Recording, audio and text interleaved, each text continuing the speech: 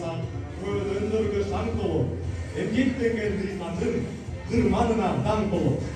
Саламатсыздарбы кымбаттуу эже-аялар жана окуучулар.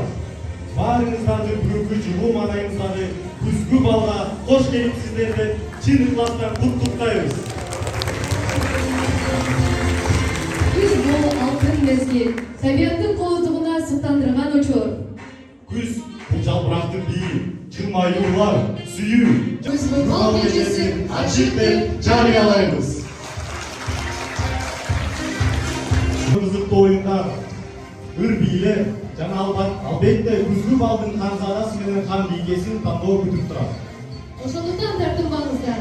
Кол чабуу, жылмаюу, жакшы маанай бүгүнкү кездеги эң сонун белек болуп саналат. Эмесе биздин калыстар тобу, бий илиминин жетекчиси Айпери Жайлоевна. Кол чабуулар. Окуу тарбия иштери боюнча директордун орун басары Адыл Асылбекович. Тарбия иштери боюнча директордун орун басары Жайлоо Сабырович. Жана биздин билим берүү комплексибиздин психологдору Таптыгүл Нурланова менен Алина Денисовна. Ал эми биздин эсептөө комиссиябызга Мелисова Аяна. Бардыгына чоң ыраазычылык. Экинчи кезекте биздин балыбызды күзгү балдан дефиледен баштайбыз. Swept away our stone.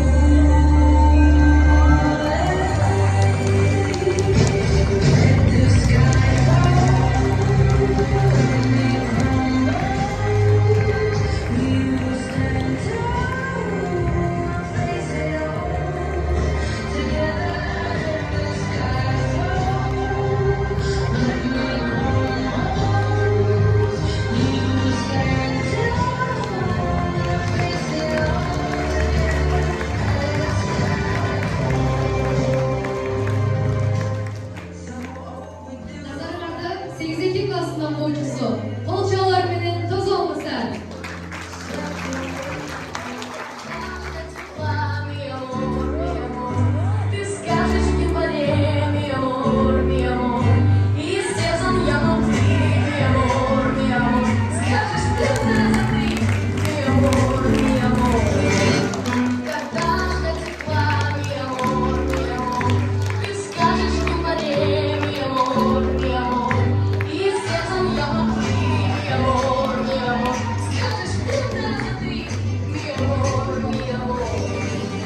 Кезек 8 классында. Тосуп алуулар. Good.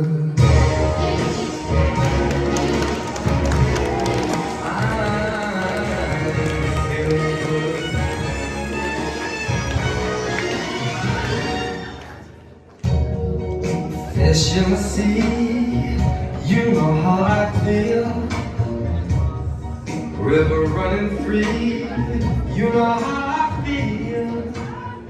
Blossom on a tree, you know how I feel. İkinci кезекте 8 классы кол чабуулар менен тосо алыңыздар. 9 классы.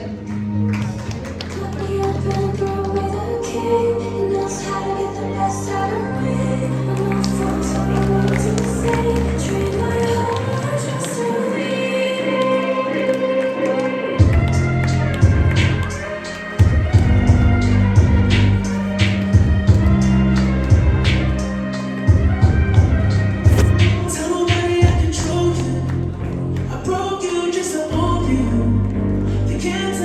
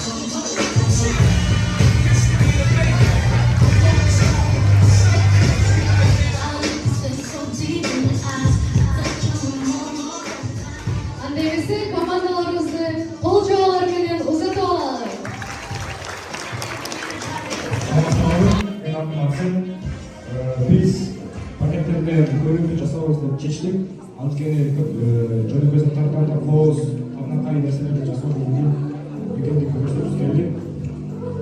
Жана пакеттер көп учурунда баштан катар бул колдонулуптан биз аларга экинчи өмүр берип, табиатка жакшы мамиле кылууну көрсөттүк.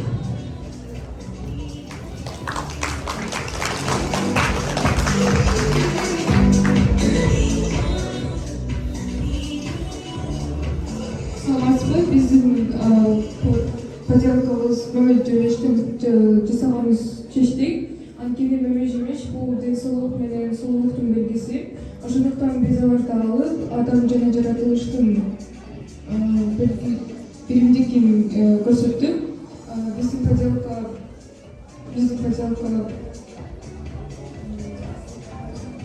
табиатка жакын жана өзгөчө жана жандуу идеянын белгиси болот.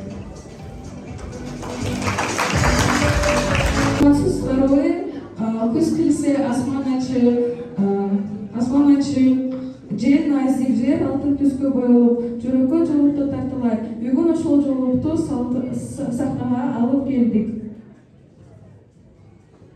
Ар бир көзөмөлдө шыктануу, ар бир кадамда кыял. Бул конкурс биз үчүн жаңы тажрыйба, жаңы бийиктикке жасалган кадам. Биз бул сахнага жылмай чыктык, анткени жылмаюу бул күч, а биздин максат ал эми жеңиш биздин максат.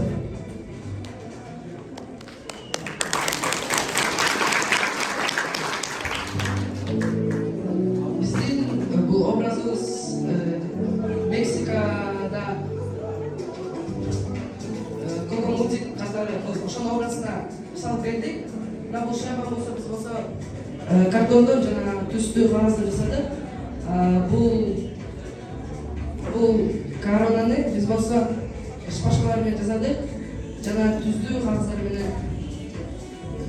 Көйнөктөрдүн баардыгыбыз өзүбүз тиккенбиз.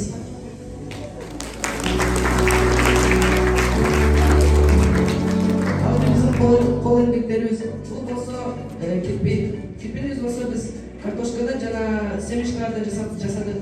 А бул болсо үкү. Бул болсо биз алмадан жана свечкалардан жасадык. А бул болсо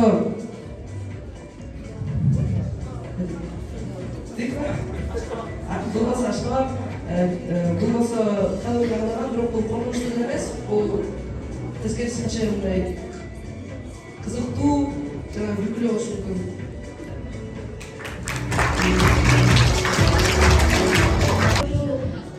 Muhallimler jana okuyucular. Bugün biz 8. klasın okuyucuları Bahtiyar Aydin Ajana. Bugün biz çıktığın en cool jana en kelimet bayram mezgillerden biri kış mezgilini görüp janarız. Bizdin kiyimlerimiz kuz, altın kuz tematikasında. Altın bul tema күздүн жылуу өңдөрүн жана алтын жалбырактарын жана сулуулугун чагыштырып турат. Olan gibi ayda geçsek bizdeki kuz tematikasına yarışkan aşağılarda çeşitlik. Oşunluktan bizdeki aşağıların üstünde 8-3 degen yazılı oyun çıktı. Jana bizdeki bütün gün aşağıların üstünde bizdeki manaylı olsunlar. Oyun oldu.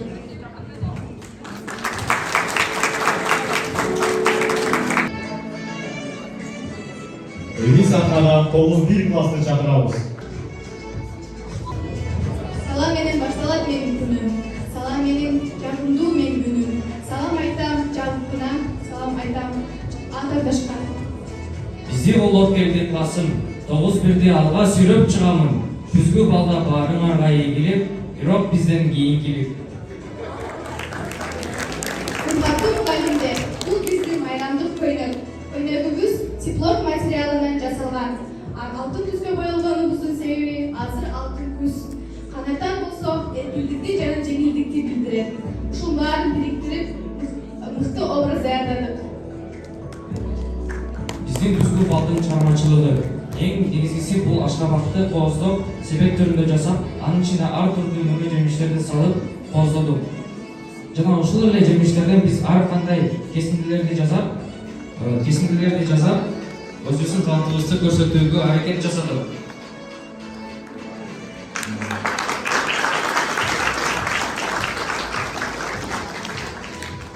Күз бул берекенин мезгили. Ошондуктан биз дан игендерине да көңүл буруп, ар түрдүү уруктардан 9-1 классыбызды көрсөттүк. Мен ойлойм, биздин чыгармачылык сиздерге жакты. Ошондуктан бул гүлдөр Калсар тобунун эжейлерине.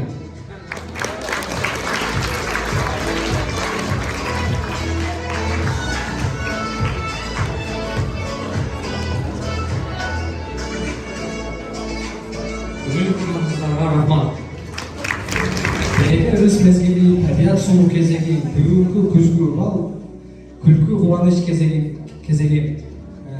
Сиз көргөндөй эле бул жакта өзүбүз жасагандай эле өзүбүз ушул мультфильм көрүп, ушу менен бир сыйра көрүп, ушулардын башкы каармандарын бир сыйра кайталап жасадык. Анын арасынан силер көрүп тургандай эле ананас, апельсин, картошка жана дагы ашкабактан алып жасадык. Силерге дагы көрүү каармандарына ооз тийиңиздер.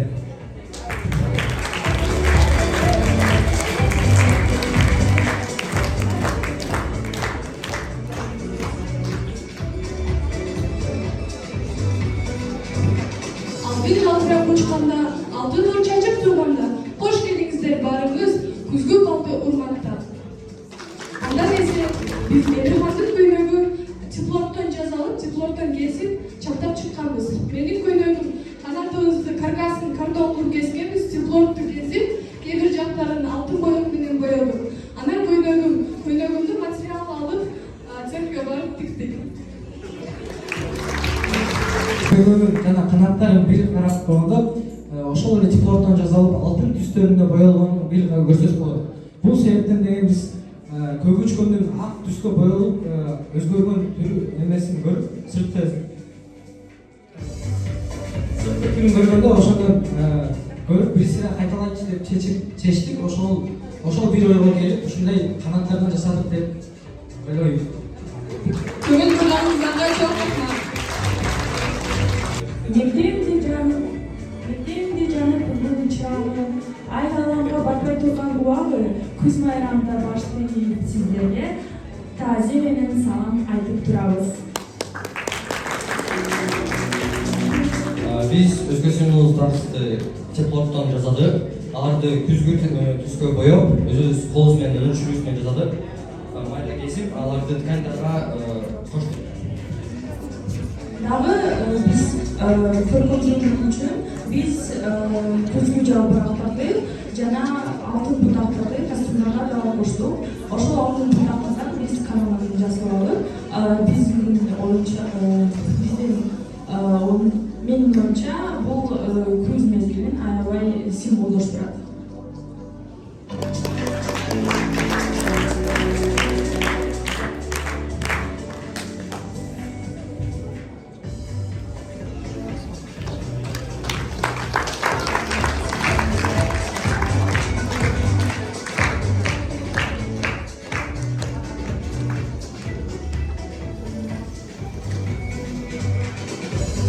Көргөндөй биз ар кайсы жер жемиштерден поездди жасап көрдүк.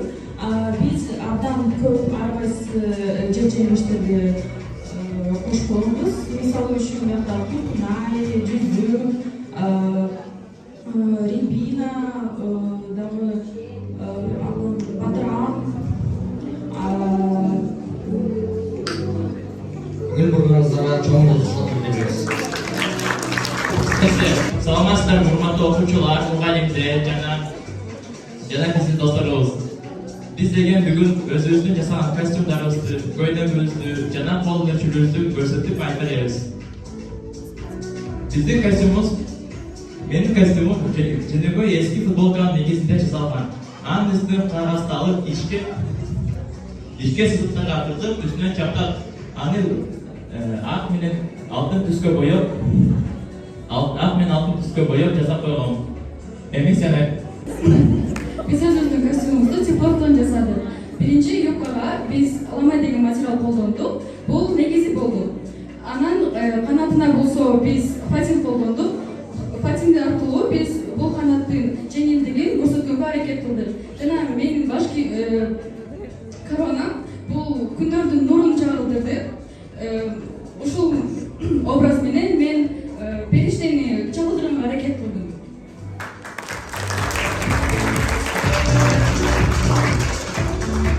ал эми колдон чөпүгүбүздүн эң башкысы бул ашкабак. Ошол ашкабактан биз жакшыраак үйдү түзүп, анын коросун жасап, ичиндеги малдарды жасадык.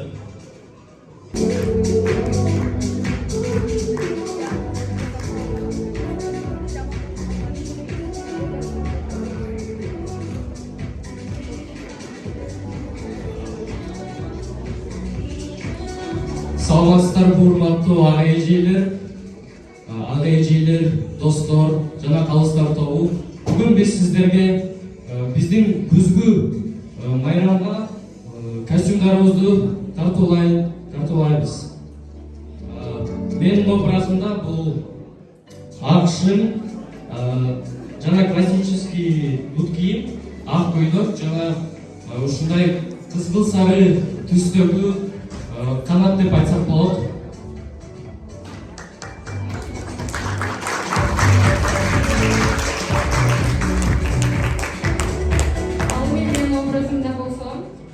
Канаттарын болсо биз алтын фабрикаден жасалганбыз. Аны картонго чаптап, ар бир жалбырактарын чаптап чыкканбыз. Андан кийин болсо бул көйлөктү биз ылдый жагын, этегин күзгү жалбырактарды чаптап, бул дагы фабрикаден жасалган. Ал эми үстүн болсо алтын жибектен жасалганбыз. Курун бул деген биз будай катары эсептеп, бул тизип чыкканбыз. Ошондой эле бул жерде шлейф, бул дагы алтын жибектен. Ошондой эле тажи дагы фабрикаден жасалган.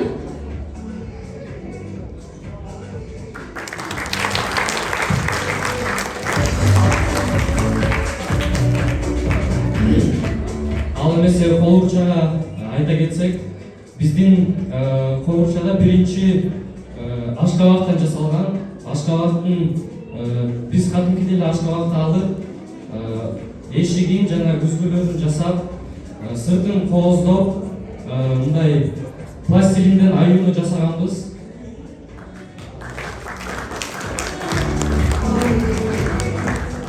Ошондой эле ашкабак кооз болуш үчүн анын ичине кооз гирлянданы салганбыз. Ошондой эле сыртына болсо пластилинден кооз карындарды, кобурчактан аюуну жана кирпини жасаган болчубуз. Ошондой эле бул жерде киши адам баса тургандай таштарды чаптаганбыз. Жана башка бул жерде көрүп тургандай жаныбарлар бар.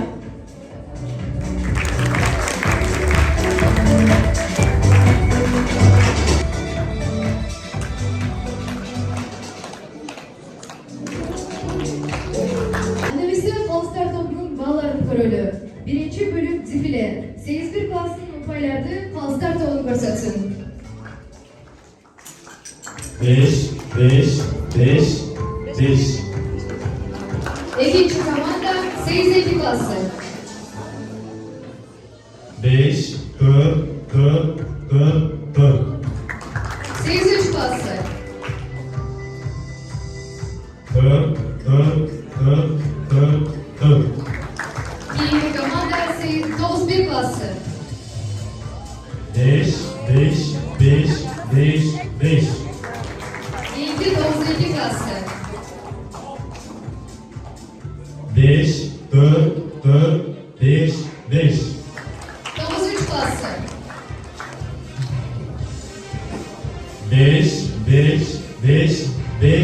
5. Alın 94 klası.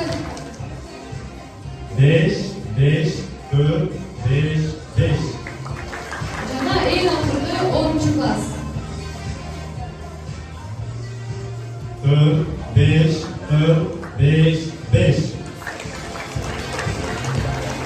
Keyifli bölüm kol hareketli cihetliklerin karab görülüyor. En birinci 8-1 klası. 4, 5, 4. Keyifli 8-2 klası. 4, 5, 4, 3. 8-3 klası. 4, 4. 9-1 klası. 5. 9-2 klası. 5, 4. Keyifli 9-3 klası. 5, 4, 5.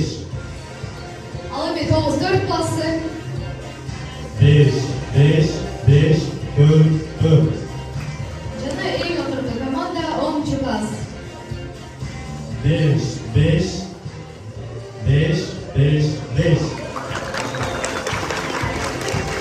Nada bizden talantlı okuyucularımızın çıkarmacılık nomerleri gösteriliyor. Kol çalıp tosma alınızlar.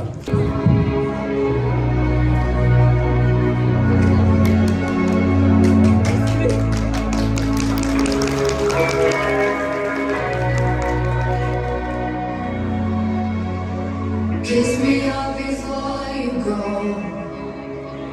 Summertime silence. I just wanted you to know that baby you're the best. I got my red dress on tonight, dancing in the dark in the dim light. Done my hair up real big, beauty prince style. Heels off, I'm feeling alive. Oh my God, I feel it in the air till I feel rise above.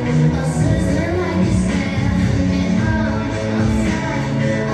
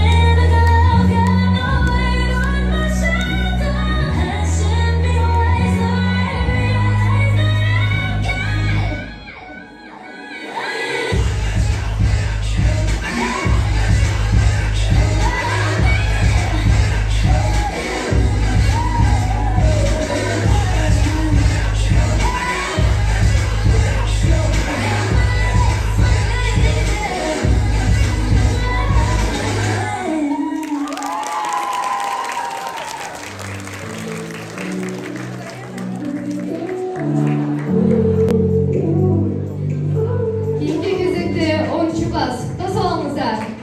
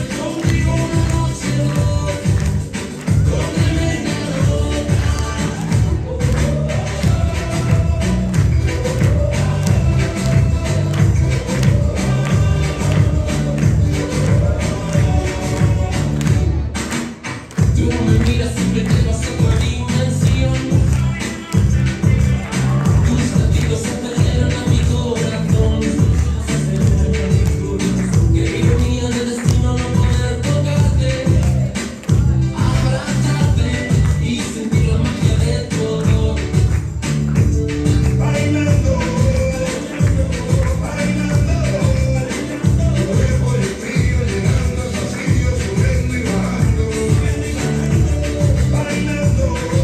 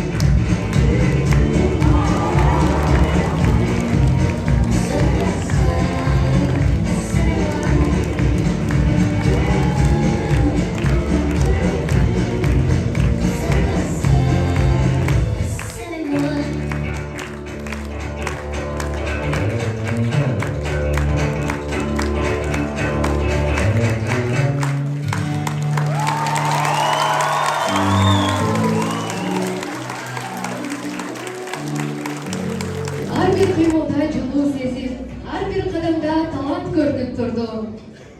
Бүгүнкү кечени кооздогон таланттуу бийчилеримизге кол чабуулар болсун. Эмесе бул бөлүктүн жыйынтыгын карап көрөлү. Эң биринчи 8 классы.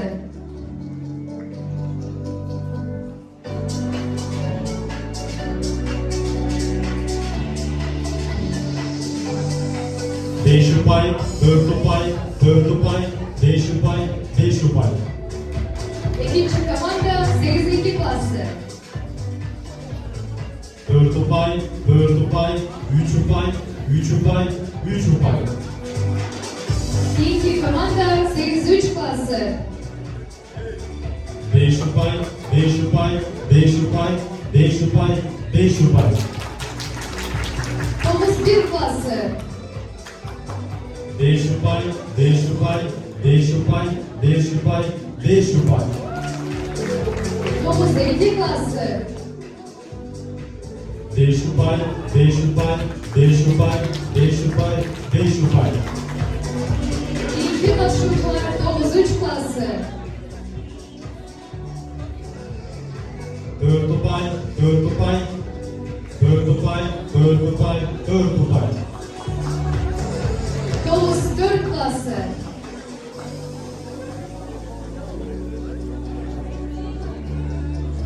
4 upay, 4 upay, 4 upay, 4 upay, 4 upay. En hazırda 13. klas. 5 upay, 5 upay, 5 upay, 5 upay, 5 upay. Менен 9 класстын бии негизи абдан жакшы болду экөөсүнөн. Бирок главный ролдогу Ханзада менен Ханыша катышпагандыгы үчүн балдары бир аз кыскарып калды ошон үчүн. 4 деген бал болуп калды да. Ошону негизи эске алышыңыздар керек болчу. Негизги эки ролдогу адам катыш керек эле бийге. Азыр ар бир топтон бирден үчөө келсин дагы бул жактан алышып алсын.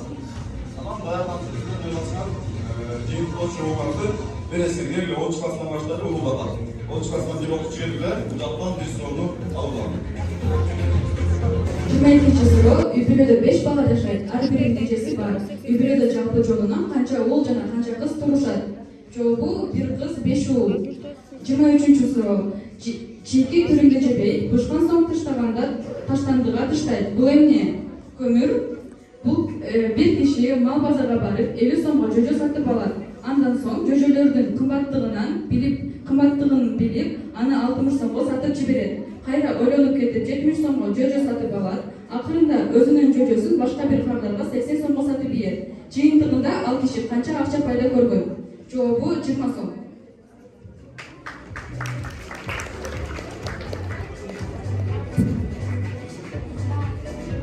Ийинки баары болду, анан болуштар. 7-сuro. Bir adam машина айдап бара жатат. Бирок ал машинанын фарларын күйгүзүп алган эмес. Жада калса айдагыда жолдор жок. Ошого кырбастан жолду кесип өтүп бара жатат. Чоң энени сүзүп албастан убагында турмас деп калды. Кантип? Жообу?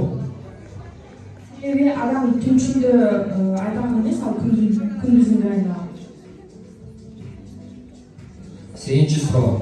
Жүк ташуучу машина айылга бара жатып, жолдон 3 жеңил машинаны жолтурду.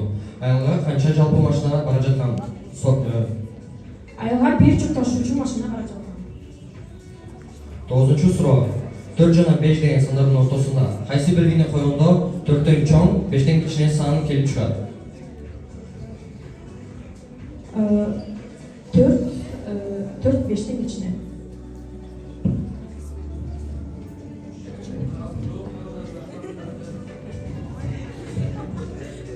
Калыстардагы жоопторду кабыл алсаңыздар, белгилеп алдыңыздар.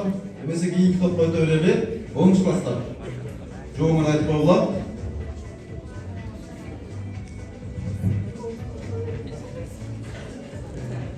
Столдун үстүндө сызык, карандаш, өчүргүч жана циркуль турат.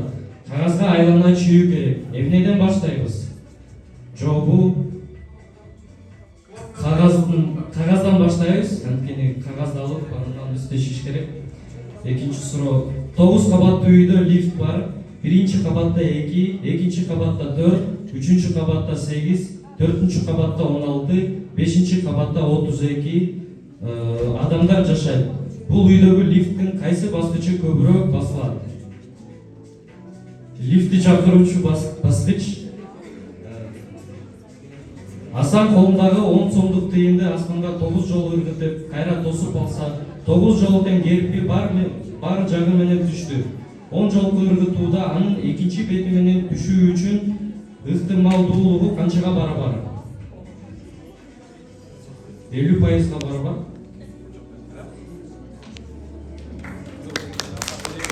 Жоқ бергендер қағаздарда классыңыздың атын жазып, қалыстар тобына тапшыра береміз, ә? 94-93 қалыстар тобына жооп барақтарын тапшырып қойылады. Емесе кейінгі жоопторду біз 92 жоопторду қарадық, 92 классы.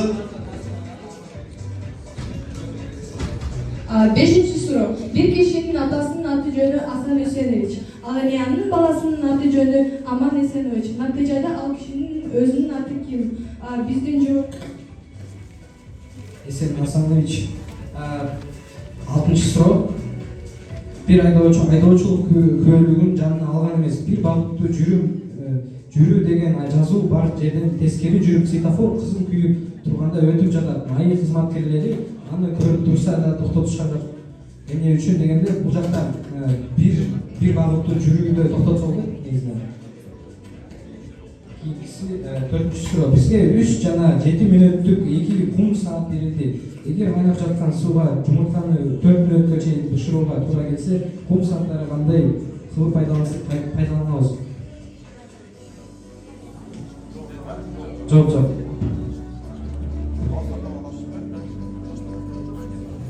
İlk cevap 91 klasının cevaplarını aldı. Sorular cevap veren size cevaplarını aytıp koyular. 13. soru. İki bala 2 saat şaşkı oynaştı.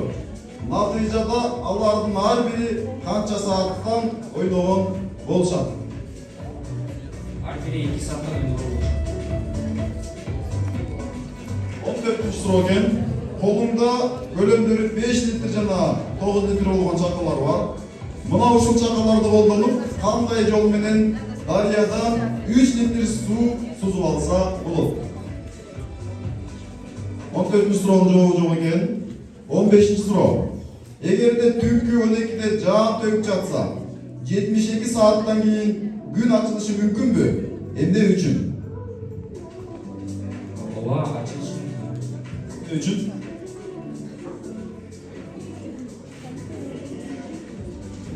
Демек, жооп толук кандуу болбой калды, калыстар тобу эске алышат. Жооп кагаздарын калыстар тобуна алышып коесуңар, э? Эмесе кийинки кезекте 8-ші класстын суроолору 16. суроо келген экен. 5 лампочканы патронуна буроо үчүн канча программистти чакыруу жетиштүү? Лампочканы буроо үчүн программистти чакырбайбыз. Абдан кызыктуу суроо экен. 17. суроо. Химияда алардын саны -5, физикада 6, алгебрада 7. Эмне жөнүндө сөз болуп жатат? Тамгалар жөнүндө. Асандын колунда 7 алма бар. Ал бул алмаларды 8 кичинекей бөбөктөрүнө кандай кылып бирдей кылып бөлүп бере алат? Асан өзү алма жеген жок. Кагаздарды тапшырып коебуз.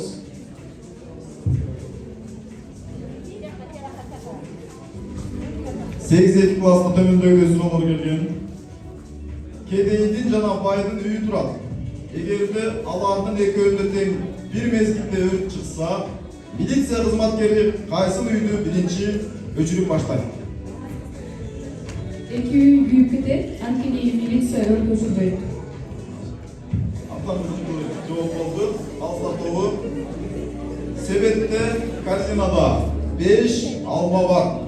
Кандай жол менен 5 алмага, кандай жол менен 5 балага бирден алма берүү менен себетте bir алманы калтырууга болот? Бул суроонун жообун беришкен жок. Эгерде бизде 102 кичинекей дөңгөлөк, 114 чоң дөңгөлөк жана 132 руль берилсе, буларды колдонуп канча трактор жасап алууга болот? анткени дөңгөлөктөр менен руль менен эле трактор жасаса болот.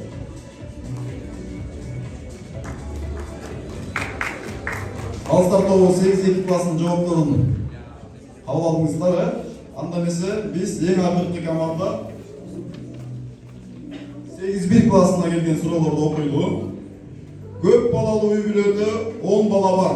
Алардын 4-тен 2-си кыздар жана 8-ден 2-си эркек балдар. Натыйжада бул үй-бүлөдө канча эркек, канча кыз бар? 8 erkek, 2 kız. Алыстар тобу туура жооп бердиби? Туура эмес жооп берген экен, а? Экинчи суроо. Бизге 9 килограмм күрүч берилди. 50 грамм, 200 граммдык тараза таштарын пайдаланып, 3 жолу өлчөө аркылуу 2 килограмм күрүчтү кантип тартып алууга болот?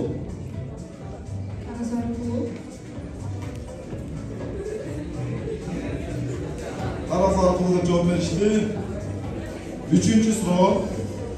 3 эжесиңди bir kol çatırdın, зонтиктин içinde окууга кетип бара жатышты. Окуу жайга чейин келишкенине карабай, үчөөнүн бири да суу болушкан жок. Эмне үчүн? Себеби жамгыр жааган эмес деп 8 классы жооп берди. Ушуну менен биз класстарга берилген логикалык чучулган суроолорду жыйынтыктайбыз. Канчалык деңгээлде биздин катышуучулар жооп бергендиктен биздин калыстар тобу өздөрүндө кабыл алып жатышат, эсептеп жатышат.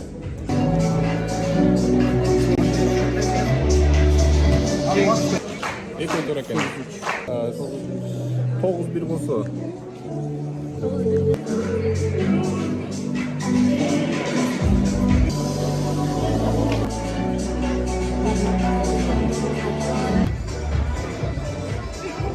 Üç.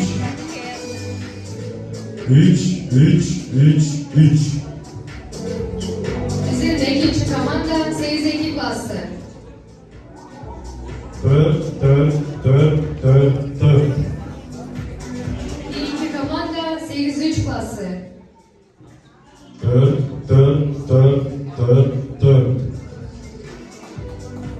9-1 klası. 3. İkinci komanda 9-2 klası. 3.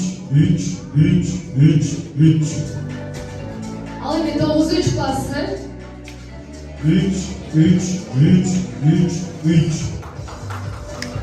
9-4 klası. 4.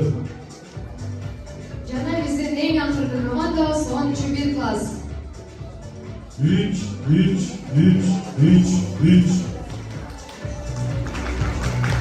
Alçalarımızın. Kayсы класстын жеңди деп белгилеп ойлойбуз. Саламатсыздарбы? Мамиле өзгөрбөгөн. Тек балды эсептеп отурушат.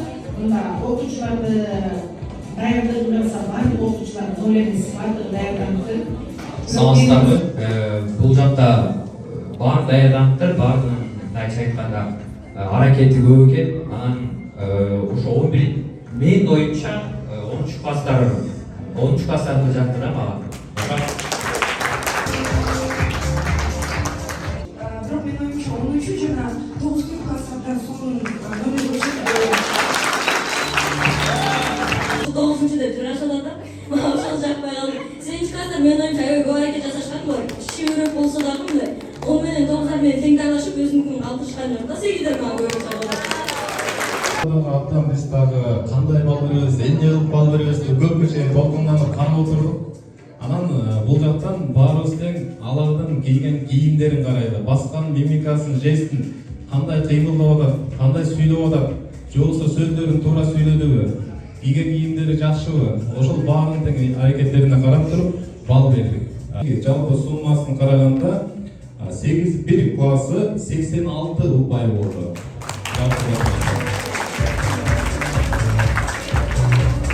8-2 8-2 klası 78 ұпай болды.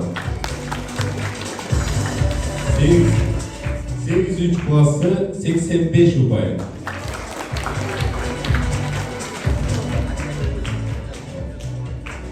9-1 klası 90 ұпай. 9-2 klası 86 ұпай. 9-3 klası 86 ұпай. 9-4 klası 87 ұпай. Жана 11 klası 88 ұпай. Кирелевская билим берүү комплексинде окуучулар арасында өткөрүлгөн күзгү бал сынагында өзгөчө талант номинациясында баарыңыздар көргөндөй 9-4 класстын бийчилерине берип коелу ушул. Биз 9-4 классы Нурел менен Арукени бийип көрдүк, залда отурган баарыбыз тең көрдүк. Биз Арукени дайыма баса белгилеп айтабыз. Бул жолу дагы айтып өтөлү. Аруке көркөм гимнастика боюнча былтырдагы билесиңер жеңиштер жемишинде биз сыйлыктарын тапшырганбыз. Дагы бир жолу биз Арукеге ушул күзгү бал сынагында өзүнүн өзгөчө талантын көрсөткөндүгү үчүн сыйлык тапшыралы деп отурабыз. Аруке, азаматсың. Канакей балдар кол чаап коелу Арукеге. Ислам билим берүү комплекстин эмблемасы жана бланкасы. Ал эми ушул Арукенин жанында дагы өзүнүн өзгөчө талантын көрсөткөн Сыдыков Нурел. Азаматсың балдар.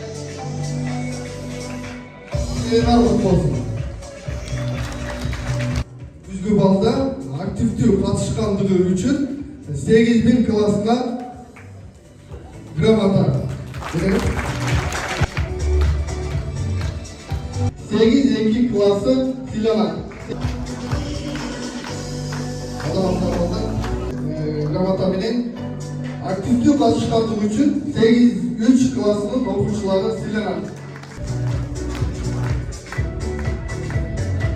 Күзгү бал сынагында активдүү катышкандыгы үчүн 9-2 классы сыйланат.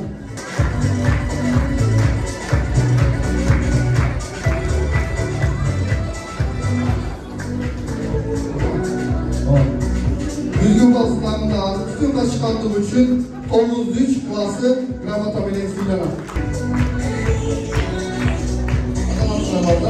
Ар бир эмгегиңе кол жердеги кийимди өз колуңар менен тигип кол өнөрчүлүгүңөрдү көрсөткөнүңөр, айрыкча бий өнөрүндө мыкты бир өнөрүңөрдү тартууларыңар жеңүүчүлөрдү аныктап беришти. Биздин калыстар тобасы сыйлап коюуга уруксат бериңиздер. Байгелүү 3-чү орунду алгандыгы үчүн 9-4 классынын түгөлгөрү сыйланат.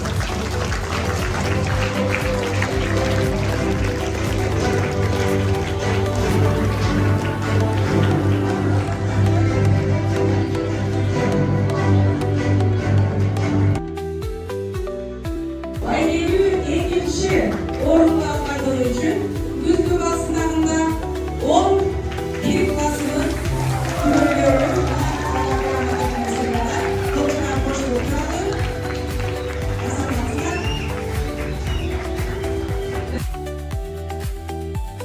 жана албетте бүгүн өзгөчө бир креативдүүлүктү көрсөткөн ошону менен бирге аттан колдонуучуларды өзгөчө бий өнөрүндө колдонуучуларды байкадылар болуш керек. Күзгү бал сынагында Байгелүү 1-чи орунга ээ болгондугу үчүн 9-1 классынын түгөлгөрү сыйланат. Демек, күз бал сынагында өзгөрүп тургандай күз таанышасы жана күздүн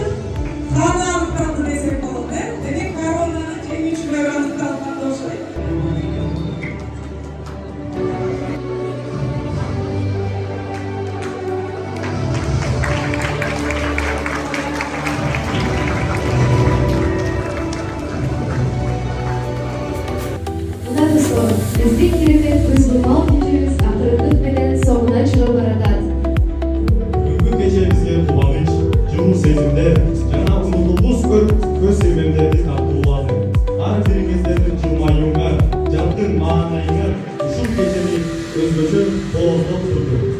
Күз келди тазигер болуп, жалбырак учар төр болуп, кечебиз өтсө да бүгүн эстелик калар сыр болуп. Кийинки жолугушканга чейин сак саламат